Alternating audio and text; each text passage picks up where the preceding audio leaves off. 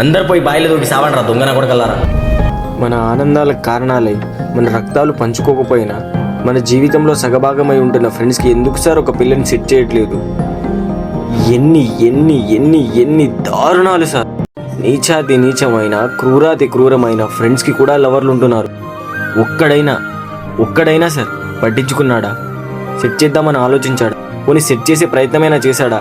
అసలే దేశంలో వాళ్ళ లవర్ల ఫ్రెండ్స్, జూనియర్సు, సీనియర్సు ఇలా ఎందరో ఉన్నా కానీ మరి ఎందుకు సార్ మనం పిల్లని సెట్ చేయకుండా ఎక్కిరిస్తున్నాం?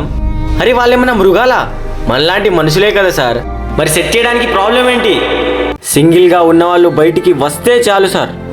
రోడ్లలోను, సందుల్లోను, బస్సుల్లోను, బస్ స్టాపుల్లోను, పార్కుల్లోను, కాలేజీల్లోను, రెస్టారెంట్లోను, ఆఫీసులోను, పోస్ట్ ఆఫీసుల్లోను ఎక్కడ పడితే ఎక్కడ పనులు మానుకొని కూర్చున్న లవర్ల మధ్య నుంచి నడవాలి సార్ మన సింగిల్స్. ఎక్కడ ఏం కనిపిస్తుందో అనే భయం సార్ మనకి.